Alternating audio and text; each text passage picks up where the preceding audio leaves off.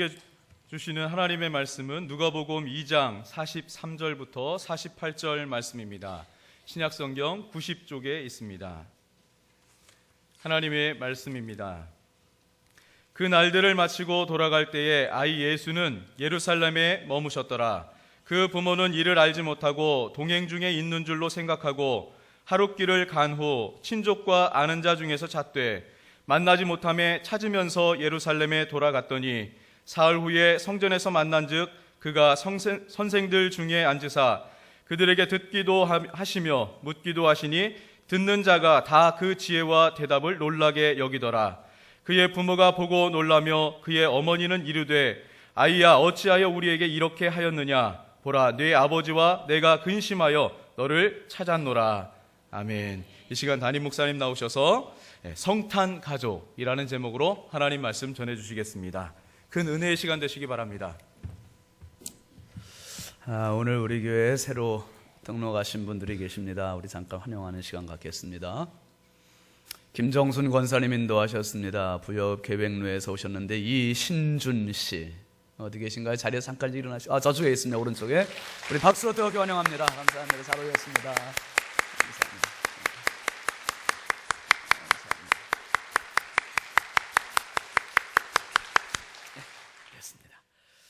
그리고 이명옥 B 집사님 인도하셨습니다. 현암리에서 오셨는데 조순덕 씨 맨 뒤에 계세요. 자, 우리 박수로 환영하겠습니다. 감사합니다. 잘 오셨습니다.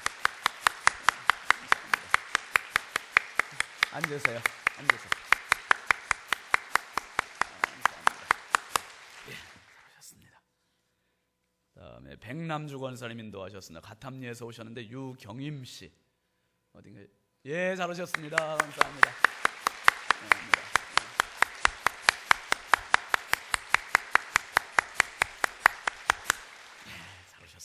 감사합니다.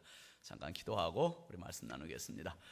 거룩하신 하나님 아버지, 주의 크신 은혜와 사랑을 감사합니다. 기쁘고 복된 성탄절을 맞아서 저희들이 주께 예배드리며 소중한 분들이 주님 앞에 새롭게 등록을 했습니다. 유경임 씨, 이신준 씨, 조순덕 씨 너무너무나 소중한 분들입니다. 지금까지 내가 생각한 대로, 내가 계획한 대로 내 인생을 살아왔건만 이것이 내 인생의 주인이 아님을 깨닫고 오늘 하나님 앞에 두 손 들고 왔사오니 하나님 아버지 강하신 은혜의 손, 사랑의 손길로 저분들의 연약한 손을 붙잡아 주시옵소서. 남은 인생 더 값지게 하시고 더 행복하게 하시고 더 소중한 인생의 짧은 시간들을 정말 값지게 살아가는 축복의 생애 되게 하여 주옵소서. 이분들을 인도하신 발걸음마다 복의 복을 더하시고 우리 부여중앙성결교회가 이 부여지역의 많은 영혼을 책임지고 살리는 은혜의 재단, 생명의 재단 되게 하여 주시옵소서. 이 시간에도 연약하고 부족한 종 주님 손에 부탁드립니다. 성탄 메시지가 우리의 가슴에 들려지게 하여 주시고 삶의 주인으로 차지하는 말씀이 되게 하여 주시고 주의 성령님 사용하여 주시옵소서. 우리 모두가 은혜되는 시간, 하나님께 영광이 되는 시간 되게 하여 주옵소서. 예수 그리스도의 이름으로 축복하며 간절히 기도하옵나이다. 아멘. 할렐루야. 우리 앞뒤 좌우 반갑게 인사합시다. 메리 크리스마스. 성탄의 기쁨 여러분과 함께 하시길 기원합니다.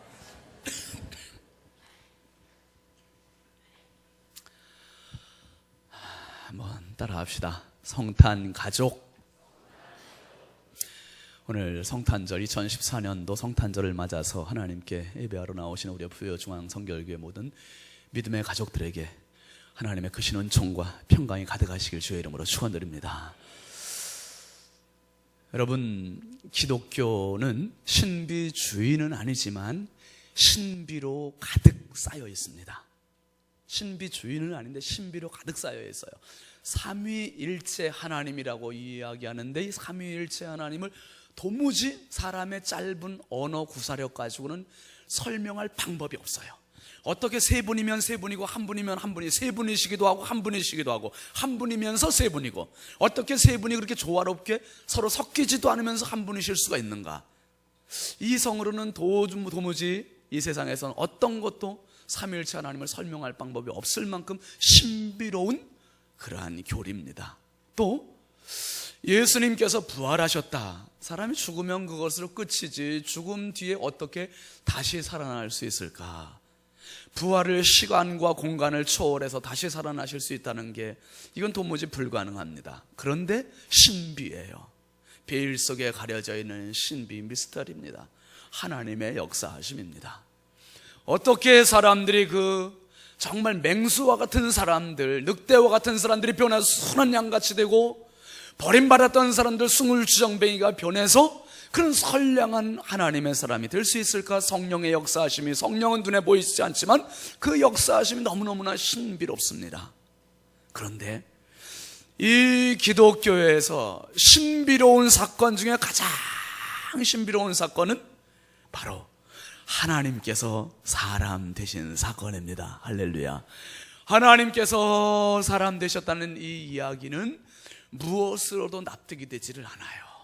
어떻게 그 완벽하신 하나님, 그 전능하신 하나님께서 이렇게 부자연스럽고 불완전하고 초라하고 연약한 사람의 몸으로 완벽하게 접목이 되셔서 찾아오실 수 있을까?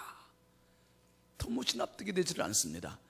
그렇기 때문에 여기에 우리에 필요한 게 있습니다. 한번 따라 하시죠. 믿음입니다. 믿음을 가지고 하나님께서 사람 되신 이 사건을 내 것으로 받아들일 때 내 안에 하늘의 평강, 하늘의 기쁨, 하늘의 행복이 가득 채워질 줄 믿으시길 바랍니다. 이겁니다. 여러분, 특별히 하나님 말씀 요한복음에 보면요, 1장 14절 말씀 한번 잠깐 읽어보시죠. 시작.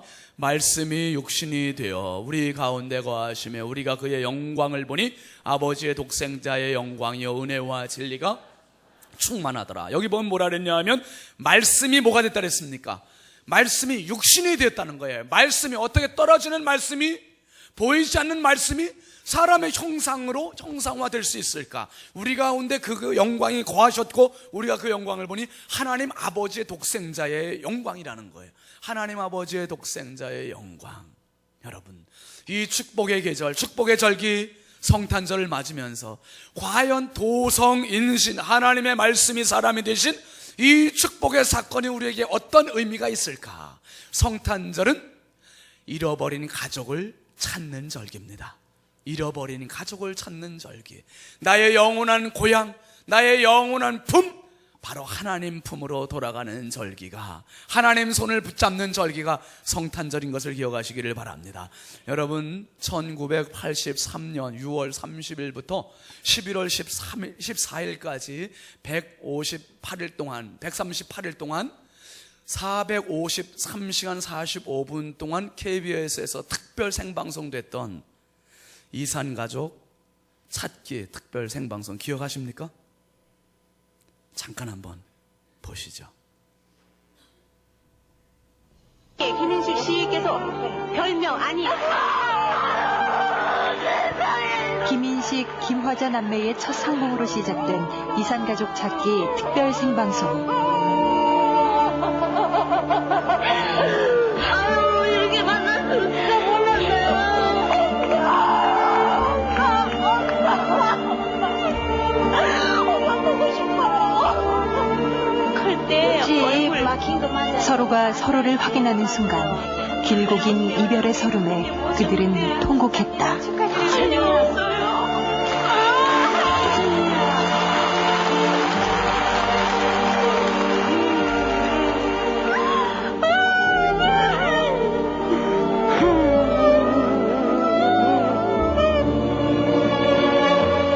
참을 수 없는 이산의 아픔. 10만이 넘는 전국의 이산 가족들이 KBS로 몰려왔다. 전쟁이 남긴 깊은 상처는 138일간의 이산 가족 찾기 대장정으로 그렇게 이어졌다. 당초 95분으로 기획됐던 이 프로그램은 연장에 연장을 거듭해 장장 453시간 45분이라는 방송사상 유례없는 대기록을 세웠다.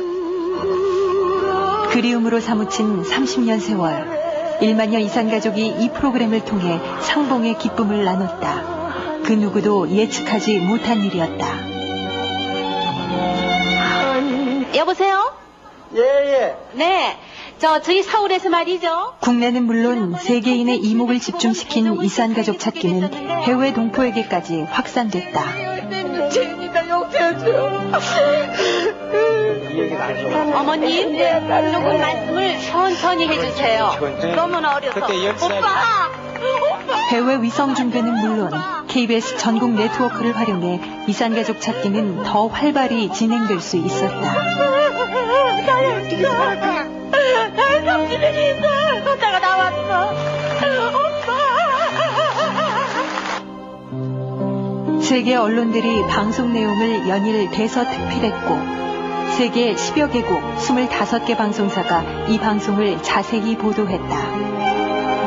각종 국제상까지 수상하는 영예를 나는 이산가족 찾기 특별 생방송. 온 국민을 하나의 공감대로 묶은 획기적인 방송이었다. 예, 여기까지 오겠습니다. 참 벌써 30년의 세월이 흘렀습니다마는 저 방송을 보면서 우리나라 국민들은 너나 할 것 없이 다 내일로 받아들였고 우리 모두 같이 울었습니다.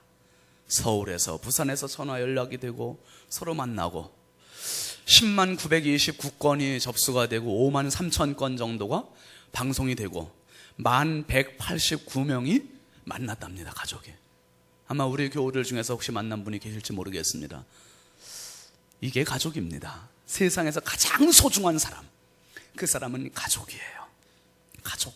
내 사랑하는 아내와 남편, 그리고 눈보다 더 소중한 내 자녀들, 세상 둘도 없는 내 부모님들, 이 가장 소중한 가족이 만나서 함께 살 수 있는 것은 최고의 축복입니다. 그런데 가족이 서로 떨어져서 산다. 전쟁의 폐허 때문에 떨어져서 산다는 것은 정말 씻을 수 없는 아픔이에요. 어떤 사람들은 같은 서울에 살면서도 50년 동안 40년 동안 헤어져서 사는 사람들이 있었대요. 이산가족 상봉을 통해서 이렇게 만나게 되는 이러한 사건들, 참 기가 막힌 이야기입니다. 여러분, 누가복음 2장 오늘 본문의 내용은 예수님께서 부모님과 이산가족이 됐던 이런 소개 이야기입니다. 특별히 한 사람의 전기를 기록하는 작가들의 소재를 쭉 구성을 보면은 보편적으로 이 전기에 등장하는 주인공을 다룰 때 유년기 이야기를 잘 다루고 중년기, 노년기를 쭉 다룹니다. 왜냐하면 유아기 때, 유년기 때 이야기가 성장 배경이 이 주인공에게 너무 중요한 영향을 끼치기 때문에 그렇습니다. 그런데 예수님에 대한 이야기는요, 유년기에 대한 이야기가 거의 없어요. 전무해요. 마태복음에도 없고 마가복음에도 없고 요한복음에도 없어요. 누가복음 오늘 본문에 나오는 누가복음 2장의 요 내용이 전부예요. 이 내용이 전부입니다. 그러면 왜 예수님의 유년기 시절 이야기가 이렇게 전무할까? 마태복음, 요한복음, 마가복음 세 기자들 이야기는 예수님의 공생애의 그 중압감을 싣고 있기 때문에 그래요. 예수님의 공생애가 너무너무 중요하기 때문에, 그 공생애를 위해서 오셨기 때문에 공생애를 다루다 보니까 유년기 시절을 거의 다루지 않았던 거예요. 그런데 오늘 누가복음에서 그 놓쳤던 그 유년기의 짧은 12살 때 그 기록들을 다루고 있습니다. 이 내용을 잠깐 보면은 예수님께서 이제 부모님 손을 잡고 예루살렘에 올라가세요. 예루살렘에 12살 때 올라갔는데 고대 그 유대의 전통에 의하면 남자 아이들이 자라서 13살이 되면 언약의 아들들이다라는 칭호를 받는데요. 언약의 아들들이 되면은 아이들이 이제 하나님의 율법을 지킬 나이가 됐다, 깨달을 나이가 됐다, 그리고 자기 인생에 대해서 책임질 나이가 됐다. 그러니까 자기가 어느 정도 성년이 되었다는 것을 인정해주는 나이가 13살이었대요. 그러니까 13살이 되기 직전에 한두 해 전에 예루살렘을 부모님 따라 올라가서 랍비들과 대화를 하고 질문을 해가면서 율법을 깨닫고 의미를 깨닫고 하나님의 말씀을 어떻게 깨달아야 되는지 의미를 부여받고 생각해보는 그 시기가 바로 12살, 11살 요 시기였다는 거예요. 그래서 12살 때 예수님도 부모님 손잡고 예루살렘에 가셨습니다. 예루살렘에 가셨는데 어떤 일이 벌어집니까? 오늘 43절 말씀 한번 보시죠. 시작. 그 날들을 마치고 돌아갈 때에 아이 예수는 예루살렘에 머무셨더라. 그 부모는 이를 알지 못하고. 여러분, 혹시 자녀들 잃은 분들 있으실 줄 압니다. 자녀들을 어디 놀이공원 같은 데 가서 잃어버릴 때 보면은 뭐 주시하고 있을 때 잃어버리는 게 아니라 순간 아이들은 금방 딴전을 피워요. 그런데 예수님은 지금 나이가 12살이란 말이에요. 12살인데 그 절기를 다 마치고 부모님들은 내려갑니다. 예루살렘을 떠나서 이제 고향으로 가는데 예수님은 예루살렘에 머물고 있어요. 머물고 있고 부모님들은 예수님이 자기들과 함께 따라오는 줄 알고 가고 있습니다. 그 내용이 44절이에요. 한번 보시죠. 동행 중에 있는 줄로 생각하고 하루길을 간 후 친족과 아는 자 중에서 잣대. 부모님들의 생각은 지금 예수님은 13살 초등학교 6학년 정도 됐으니까 따라오겠지, 알고 따라오려니 하고 가는 거예요. 가는데 얼마를 갔습니까? 하루길을 그냥 간 거예요. 하루길을 갔다는 것은 지금 거리상으로 한 100리 정도를 그냥 쭉 걸어간 거예요. 100리 정도를 아들이 옆에 있으려니 하고 친족 중에 있으려니 하고 아는 사람들 중에 있으려니 하고 예수님 따라오려니 생각하고서 그냥 가는 겁니다. 여러분 분명히 기억하십시오. 인생은 짐작이 아니에요. 인생은 추측이 아닙니다. 인생은 추측이나 짐작이나 모험이나 사기나 투기가 아니라, 연습이 아니라 인생은 정확하게 한 걸음 한 걸음 확인해보고 디뎌가면서 가는 것이 인생입니다. 오늘 예수 앞에 나오신 저와 여러분들, 내 인생 값지게 주님 앞에 살아갈 수 있길 주의 이름으로 축원합니다. 정말 짐작하고 이러면 되겠지, 이렇게 살면 되겠지 내 인생은 연습이 없어요. 후회하면 다시 되돌아가야 할 것이 인생이에요. 그런데 되돌아갈 수가 없어요. 그러니 되돌이킬 수도 없는 인생, 한 번뿐인 인생, 값진 인생, 정말 하나님 앞에 한 걸음 한 걸음을 바람직하고 값지게 살아갈 수 있길 주의 이름으로 축원합니다. 지금 부모님들은 예수님을 잃어버렸어요. 놓쳤어요. 그런데 놓친 것도 모르고 하루길을 그냥 갔습니다. 하루길을 그냥 간 뒤에 봤더니 예수님이 없는 거예요. 예수님이 없으니 이 부모님들이 난감합니다. 그래서 주변 사람들, 친척들에게 물어봐요. 아는 사람, 알만한 사람들에게 물어보는데 아는 사람이 없어요. 45절 말씀 한번 잠깐 보시죠. 시작. 만나지 못하며 찾으면서 예루살렘에 돌아갔더니 알만한 사람들 다 수소문해 봤습니다. 그런데 아는 사람이 없어요. 예수님 어디 있는지 행방을 아는 사람이 없어요. 그러니까 예수님의 부모님들이 다시 또 어떻게 합니까? 다시 돌아가는 거예요. 다시 얼마를 걸어왔습니까? 지금 하루길을 걸어온 걸음을 다시 되돌아가. 그런데 하루길을 걸어올 때는 그냥 무심코 왔어요. 빠르게 왔어요. 그런데 다시 되돌아가는 걸음은 빨리 갈 수가 없어. 가면서 아들을 찾으면서 가야 되기 때문에 이 사람한테도 물어보고 저 사람한테도 알아보고 계속 아들과 비슷한 연령대에 있는 소년들을 보면 그 아이들이 다 누구 아들 같아요? 다 내 아들 같은 거예요. 다 내 아들 같은, 눈에 밟혀가지고 확인해보고 옷 색깔만 비슷해도 내 아들 같아서 확인해보고, 이게 부모의 심정이에요. 부모의 심정입니다. 여러분 이따가 보겠습니다만 46절에 보니까 예수님의 부모님들이 예루살렘에 올라가는데 내려갈 때는 하루길을 온 길을 올라갈 때는 며칠을 걸렸냐면 사흘을 걸려요. 사흘을 샅샅이 디디면서 가는 거예요. 샅샅이 디디면서.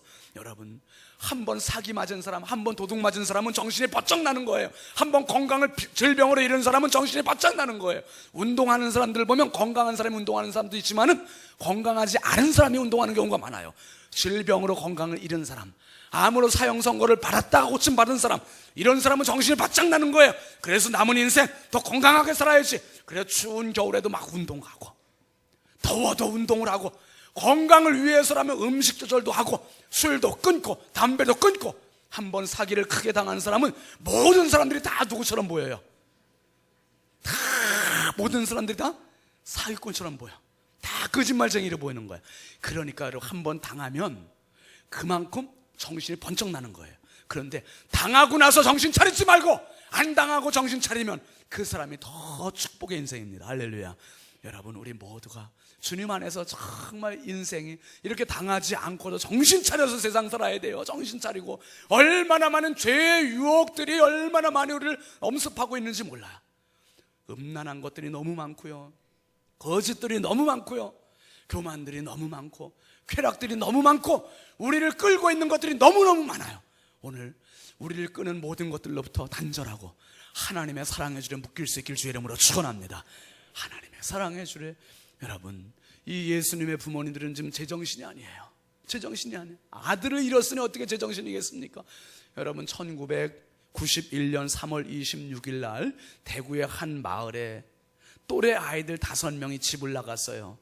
도롱뇽 알을 잡으러 간다고, 일명 개구리 소년입니다. 5명의 91년 3월 26일 날 집을 나가서 1년이 지나도 소식이 없고 2년이 지나도 소식이 없고, 이 사건이 완전히 미궁으로 빠져들게 됐어요. 김종식이라는 아이가 그 중에 한 명 있었는데, 그 아이의 아빠는 김철규라는 사람이에요.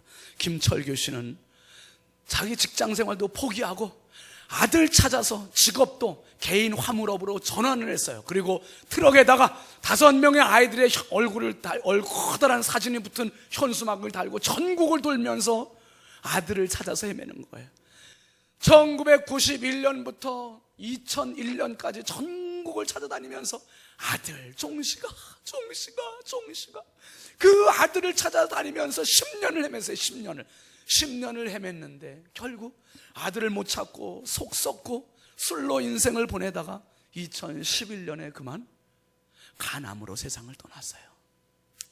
그리고 어떤 사람의 제보에 의해서 2002년 그 김철규 씨가 죽은 지 1년 만에 그 와룡산이라고 하는 아이들이 집 나간 곳 근처의 산에서 5명의 시신 중에 4명의 시신이 발견되고 신발 5켤레가 발견이 됐답니다.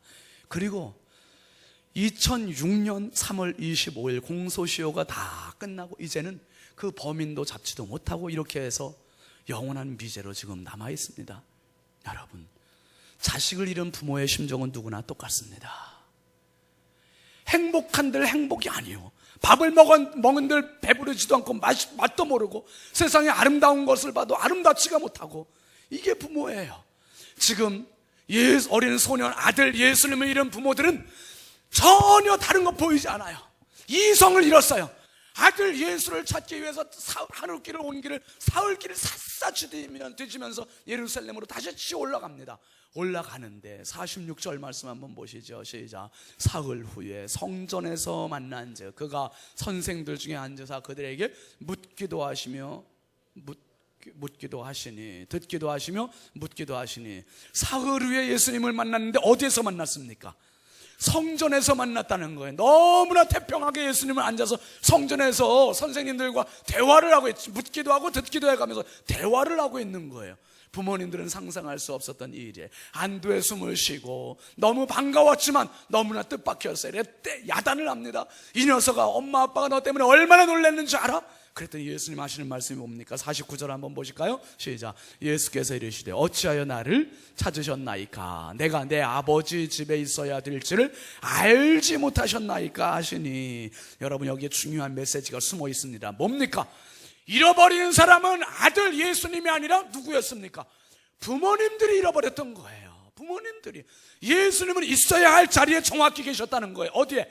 아버지 집에, 아버지 품에, 아버지 안에. 아버지 품 안에서 예수님은 있었는데, 가장 안전한 품에 가장 안전한 자리에 있었는데, 엄마 아빠는 그것도 모르고 예수님이 따라가는 줄 알고 여기저기가 사람들 쳐다보고 이랬던 예수님을 아버지 집에서 찾게 되었습니다. 여러분, 우리 인생은 이렇습니다. 영원한 비하, 영원한 고아, 영원한 길을 잃어버린 영원한 노숙자, 이게 우리 인생이에요. 이 인생의 모습도 생각하지 못하고 우리는 돈만 있는 줄 알고 우리는 바쁘게, 우리는 정신없이 여기까지 살아왔습니다. 이제 이렇게 그냥 계속 가면 안 됩니다. 일단 잠시 멈추고 여기서 한번 내 인생을 되돌아봐야 되는 거예요. 이대로 끝까지 가면 되는가? 이대로 끝까지 되면 내 인생을 내가 책임질 수 있을까? 아니에요. 성 어거스틴은 그런 말을 했습니다. 당신은 당신을 위해서 우리를 만드셨습니다. 그래서 우리의 마음은 당신 안에서 안식을 누리기 전까지는 늘 불안할 뿐입니다. 내가 왜 고독한지 몰라, 왜 쓸쓸한지 몰라, 왜 힘든지 몰라, 왜 외로운지 몰라. 그러니까 술로, 담배로, 도박으로 이러면서 일시적인 쾌락을 누립니다. 그런데 그거 지나고 나면 다시 또 공허해, 다시 또 허탈해. 그러면서 계속 반복되면서 여기까지 살아왔어. 앞으로 그렇게 살 겁니까? 내 인생은 그러려고 이 세상 보내신 게 아니에요. 하나님께서 오늘 분명히 우리에게 말씀하세요. 너는 잃어버린 가족이란다. 잃어버린 가족이란다. 내 품으로 돌아올 때 가장 안전하고 가장 확실하고 가장 분명한 하늘 행복을 누릴 수 있단다. 성탄의 계절은 바로 이겁니다. 요한복음 1장 12절 말씀 우리 한번 같이 읽어보십시다. 시작. 영접하는 자 곧 그 이름을 믿는 자들에게는 하나님의 자녀가 되는 권세를 주셨으니. 이 땅에 예수님께서 오셨어도 예수님을 내 마음에 영접하지 않는 사람은 영원한 미아예요. 영원한 미아예요. 하나님 없이 영원한 노숙자로서 가장 불행한 인생을 살게 되는 거예요. 그런데 이 땅에 오신 예수 그리스도 하나님을 내 마음에 영접하는 사람, 그 이름을 믿는 자들에게는 하나님의 가족이 되는 권세를 주셨다는 거예요. 할렐루야. 하나님의 자녀가 되는 권세를 주셨다는 거예요. 예수님 오신 것은 그러니까 이 땅에 다니시면서 수많은 잃어버린 가족들을 찾으시려고 오신 거예요. 잃어버린 가족을 찾으려고 오신 거예요. 이산 가족된 가족들을 만나기 위해서 오신 거예요.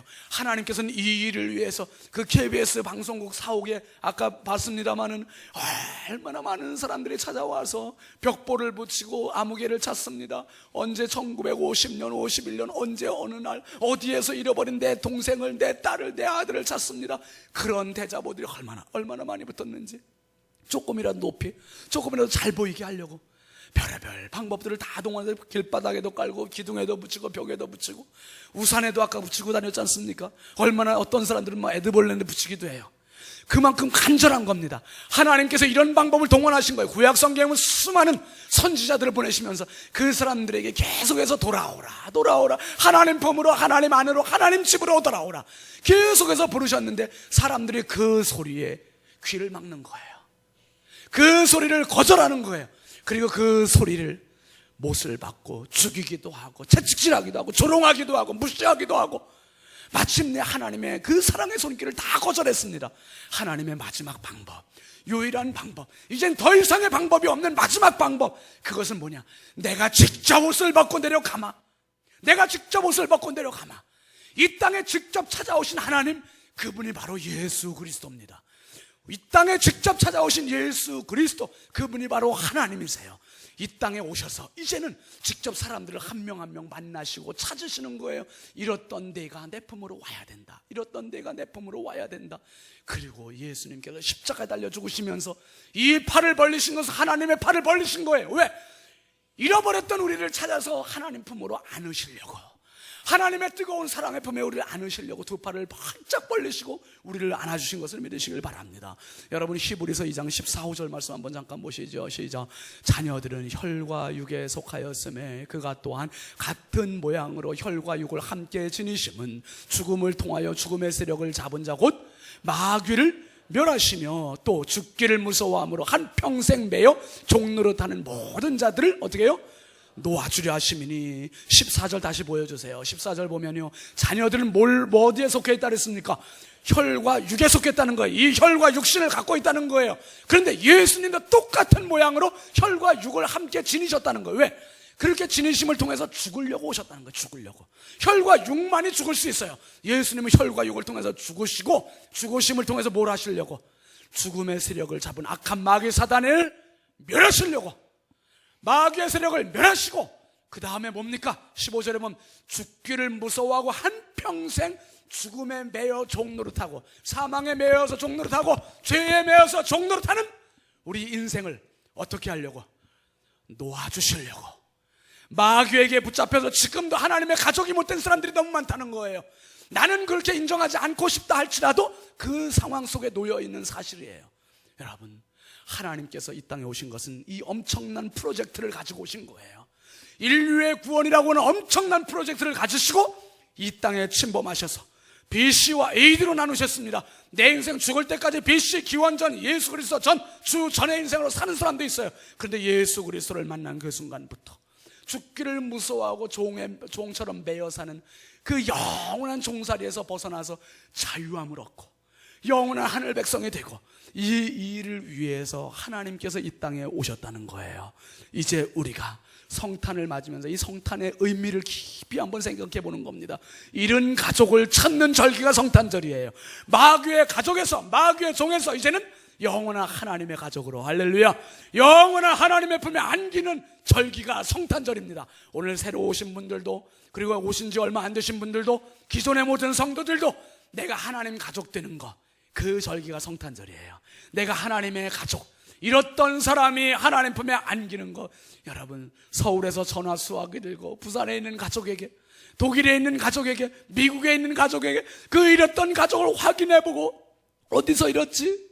부산 어디에서, 북한 어디에서, 잃었던 장소, 시간, 환경, 배경, 그 이야기를 했을 때, 그 이야기가 서로 맞아떨어질 때 30년, 40년 그 세월을 허물어뜨리고 서로 울고불고 하면서 끌어안고 부둥켜 안고 그 기쁨을 눈물로 서로 기쁨을 나눕니다. 여러분, 이 성탄에 왜 의미가 있고 왜 기쁘고 왜 행복한가? 그것은 저와 여러분 한 명을 위해서 하늘의 높고 높은 지극히 높으신 보좌를 포기하고 이 땅에 오신 하나님의 이 영원한 프로젝트를 가지고 있기 때문이에요.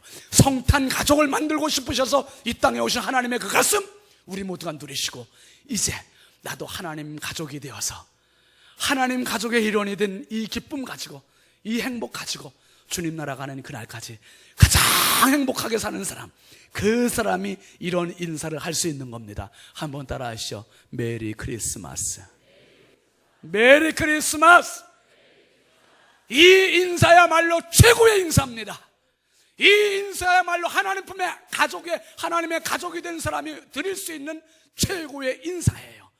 여러분, 그저 흥겹게 메리 크리스마스가 아니라 나는 하나님의 가족이 되었습니다. 나는 성탄의 가족이 되었습니다. 나는 예수님 때문에 하나님 품에 안겼습니다. 이 영원한 고백, 그게 바로 메리 크리스마스. 하나님 가족 되신 여러분을 축복합니다. 하나님 가족 되신 여러분을 환영합니다. 하나님 가족 되신 여러분, 우리 주님 나라 가는 그날까지 성탄 가족, 하나님 가족으로서 날마다 하늘 기쁨, 이 땅의 축복을 누리며 살아가는 성탄의 가족이 다 될 수 있길 주의 이름으로 축원합니다. 축원합니다. 축원합니다. 우리 함께 찬양합시다. 아버지 사랑, 내가 노래.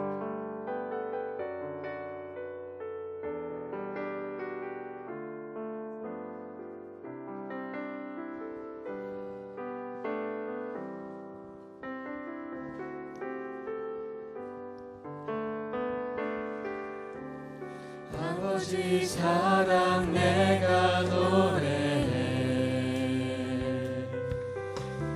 아버지 은혜 내가 노래해.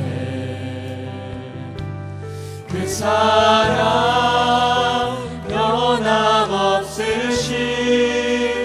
거짓 없으신, 성실하신 그 사랑, 상한 갈 때 꺾지 않으시는,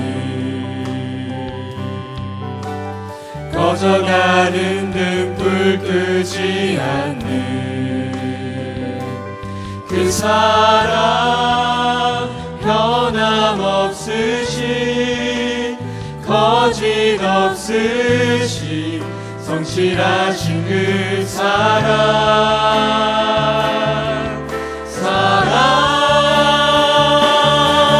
그 사랑, 날 위해 죽으신, 날 위해 다시 사신 예수 그리스도, 다시 오실 그 사랑, 죽음도 생명도 천사도 하늘의 어떤 것에도 끊을 수 없는 영원한 그 사랑 예수.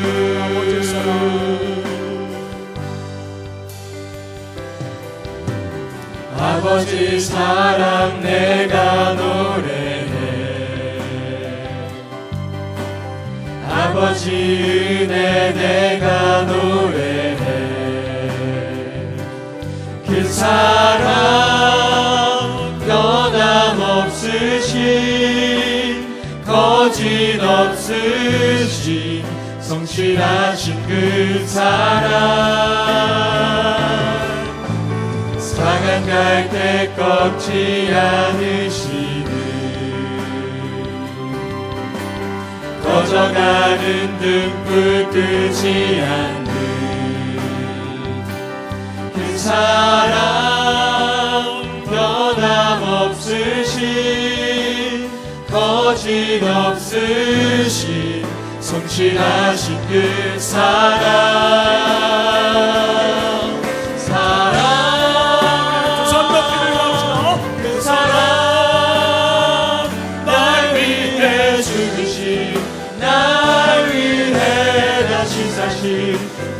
그리스도 다시 오실 그 사랑 죽음도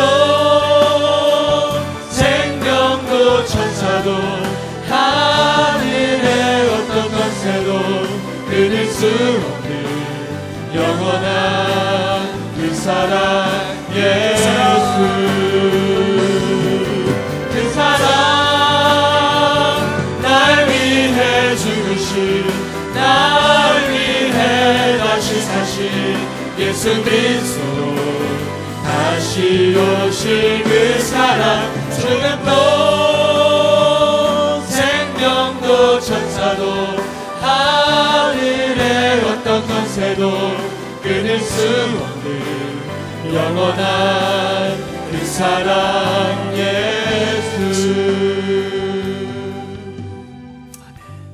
우리 시간 합심해서 함께 기도합니다. 기도하실 때 내가 잃어버렸던 가장 소중한 것보다 내 자신이 하나님으로부터 잃어버려진 존재였다는 사실을 깨달았습니다. 성탄절은 하나님께서 나를 찾아오신 날입니다. 가장 값지고 축복스러운 날입니다. 메리 크리스마스라고 인사할 수 있는 것이 얼마나 큰 특권이고 축복인지 하나님 이 큰 사랑 주셨사오니 이제는 마귀의 종이 아니요 하나님의 가족으로서 성탄의 가족으로서 평생 이 행복 가지고 살게 하여 주옵소서. 우리 주여 한번 크게 부르고 함께 기도하겠습니다. 주여 할렐루야. 아버지 하나님 주여 은혜와 사랑을 감사합니다. 주여 감사합니다. 잃어버렸던 자리에서 하나님의 가족의 품으로 돌아올 수 있는 성탄의 놀라운 은혜를 열어가지고 감사합니다. 하나님 아버지 감사합니다. 어마어마한 증명할 수 없는 은혜의 사랑 받았사오니 하나님 나라가는 그날까지 메리 크리스마스 하늘의 영광 하늘의 평화를 마음껏 인사하며 살아가는 하늘의 보좌의 친구들이 되게 하여 주시옵소서. 하나님 나라의 가족들 되게 하심을 감사합니다. 하나님 나라 가족들 되게 하심을 감사합니다. 주님께서 십자가에 두 팔로 피 걸리신 것을 나를 보시기 위하여서 별과 영광을 이 땅에 오신 것을 감사합니다. 하나님 아버지 감사합니다. 이 놀라운 은혜 이 놀라운 사랑 힘입은 자로서 평생 살면서 유의 것에 취해 사는 것이 아니라 영적인 사랑으로 하나님 전에 받고 살아가는 참 하나님의 가족 되게 하여 주시옵소서. 거룩하신 하나님 감사합니다. 하나님으로부터 잃어버린 존재인지도 모르고 이렇게 살았습니다. 욕심에 살았고 너무나 바쁘게 살았고 돈에 취해서 살았고 명예에 취해서 살았고 지식에 취해서 살았습니다. 하나님 아버지 잃어버린 존재라는 사실을 깨우쳐 주심을 감사합니다. 성탄절이 그 사실을 깨닫게 되었음을 감사합니다. 하나님 가족 삼기 위해서 이 땅에 하나님 직접 독생자의 몸으로 찾아와 주심을 감사합니다. 내가 잃어버렸던 자였습니다. 하나님 품에 하나님의 가족으로 삼아주심을 감사하오니 이제부터 영원한 주님의 나라 가는 그날까지 주님 품에 안겨서 주님과 함께 주님 손 붙잡고 가장 행복한 인생을 살아갈 수 있도록 성령이여 저희들을 소유 삼아 주옵소서.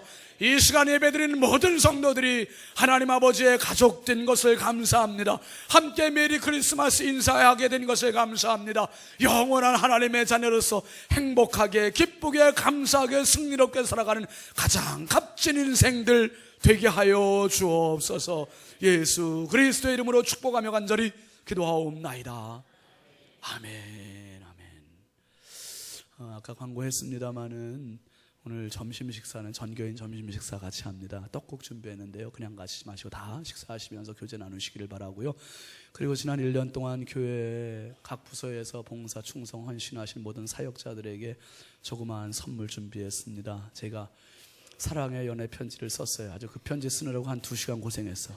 여러분 한 분 너무 고마움을 생각하면서 열심히 썼습니다. 그 편지하고 같이 꼭 받아가시기를 바랍니다. 우리 앞뒤 좌우 반갑게 다시 한번 진짜 이제 의미를 담아 메리 크리스마스 의미를 담아서 함께 메리 크리스마스. 메리 크리스마스. 예. 우리 함께 일어나서 함께 115장입니까? 찬송합시다.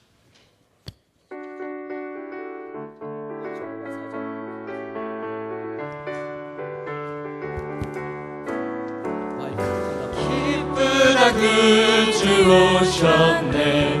난 백성 맞으라. 온 교회여 다 일어나. 다 찬양하여라. 다 찬양하여라. 다 찬양하여라. 은혜와 진리 되신 주, 다 주가 나시니 만국 백성 그 주 앞에 다 경배하여라, 다 경배하여라, 다 경배하여라.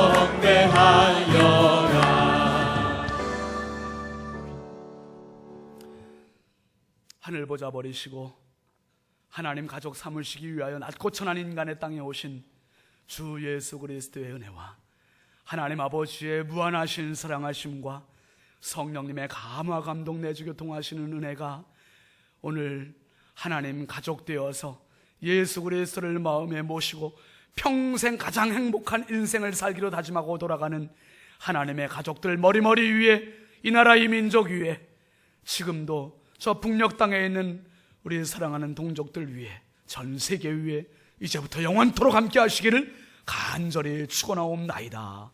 아멘.